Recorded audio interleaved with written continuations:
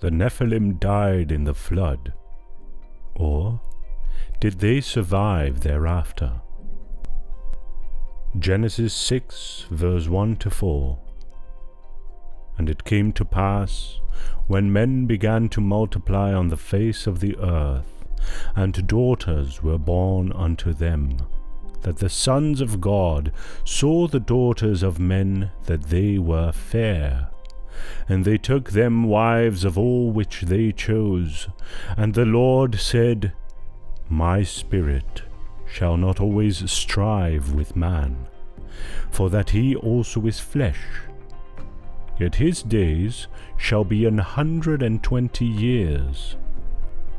There were giants in the earth in those days, and also after that, when the sons of God came in unto the daughters of men, and they bare children to them. The same became mighty men, which were of old, men of renown. According to the Hebrew Bible, Nephilim is a group of mysterious beings or people of unusually large size and strength, whose existence before and after the flood of Noah is debated. The Hebrew word Nephilim is sometimes directly interpreted as giants or the fallen ones. There is no doubt they existed before the flood, but some people doubt their survival after the flood. As recorded in Genesis 6 verse 2, several Bible scholars have interpreted the sons of God as the fallen angels who intermarried with the daughters of men in those days before the flood of Noah. The Nephilim were therefore referred to as the cross-breed of humans and fallen angels. So, Nephilim are not angels, neither are they human. They are a hybrid species. They were giant superhuman offspring of wicked angels who had sexual interaction with women in those days. According to the account in Genesis 6, the sons of God, which were angels who rebelled and were cast out of heaven, thereby forsaking their own proper dwelling place, and began taking the daughters of men as wives, when they saw how beautiful those women were. You may ask, how can a spirit being create an offspring with a human person? The truth is that the Bible does not go through the details and explain how exactly this happened. Whether the angels materialized themselves or whatever. But when reading the Bible, you need to understand that you will come across topics that you won't fully understand. Because in essence, the Bible is not there to answer every question we may have. But the purpose of the Bible is teaching, rebuking, correcting, and training in righteousness, so that the servant of God may be thoroughly equipped for every good work. The Nephilim were giants who filled the earth with violence in their days. But did they really live after the flood, or were they destroyed in the flood? Hugh Ross answered the question, how did the Nephilim reappear after the flood? If the flood of Noah wiped out all the Nephilim, then where did the Nephilim who showed up after the flood come from? If the sons of God were fallen angels, and if these misbehaving angels were locked up in the abyss, as Jude 6 declares, then how could they come back to visit the daughters of humans? If the sons of God were human men, then from whose gene pool did they come? Is it possible that some of the pre-flood Nephilim actually survived the flood catastrophe? 2 Peter 2 verse 5 states that all of the ungodly were wiped out in Noah's flood.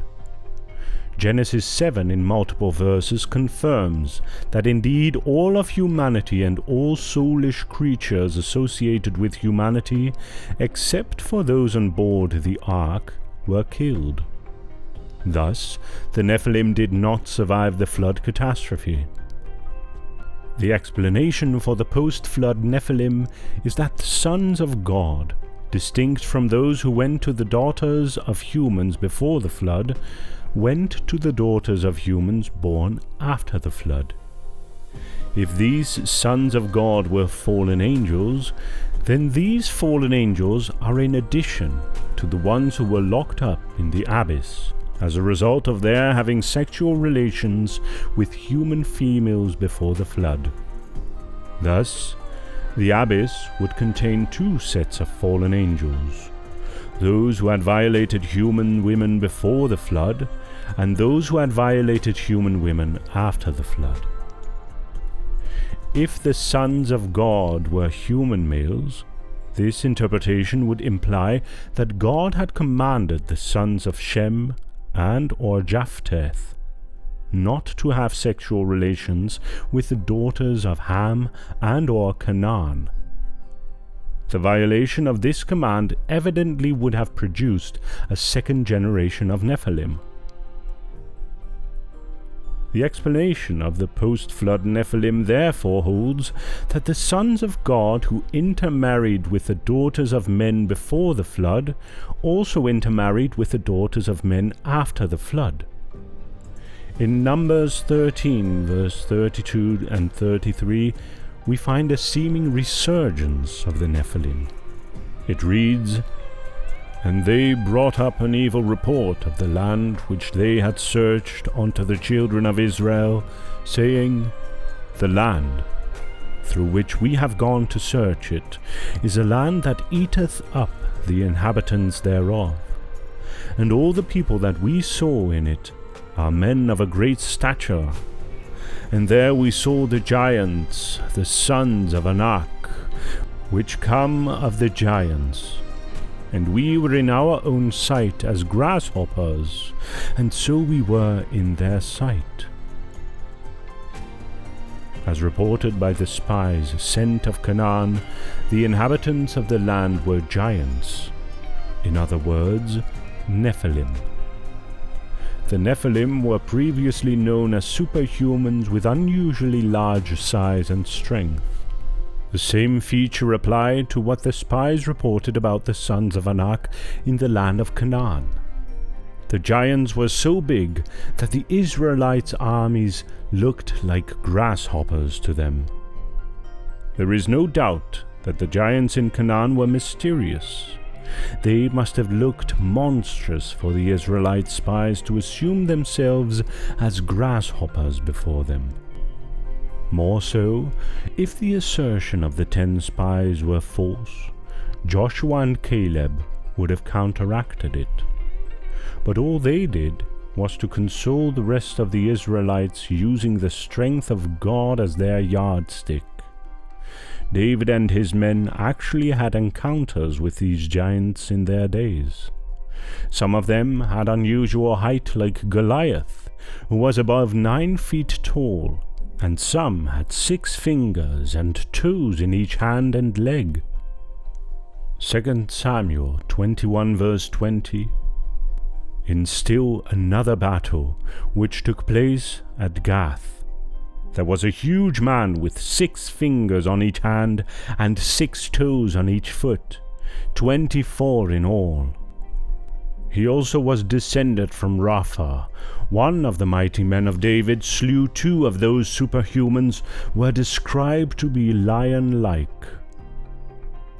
Again, Moses recounted the victory of the Israelites against the Gentile nations and spoke of Og, a descendant of the Nephilim, in Deuteronomy 3 verse 11, saying, "For only Og, king of Bashan, remained of the remnants of giants.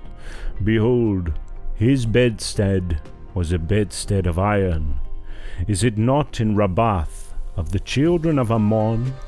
9 cubits was the length thereof, and 4 cubits the breadth of it, after the cubit of a man. So, there are several evidences in scriptures that the Nephilim lived after the flood. However, the mystery behind their post-flood existence is not explained in the Bible. Moses referred to Og as a descendant of the Nephilim. His bed was described to be 13.5 feet long, and that is unusual. Since the Bible is not explicit about the resurgence of the Nephilim, we are not afforded the luxury of certainty on this matter. However, we have the capacity of right thinking to search out hidden matters in scriptures. What I do want to remind you is that this is not a topic you should spend your whole life focusing on or debating over. Did the Nephilim survive the flood? Was it the second set of angels that are now locked up in the abyss? Are the Nephilim going to return? And so on. The Bible instructs us in Titus 3 verse 9, "But avoid foolish questions, and genealogies, and contentions, and strivings about the law, for they are unprofitable and vain." The apostle characterizes them as foolish, because they were of an utterly unpractical nature, and consumed time and powers which were needed for other and better things. Focus on things that truly matter. Your relationship with the Lord. Focus on your prayer life. Remember, the Bible was not written to answer your questions. One day, when I meet God, I have a list of questions that I'm going to ask Him. The Bible was written to direct you to the Lord. It was written to order your steps in this life, all the way through to eternity, not to answer every one of your questions.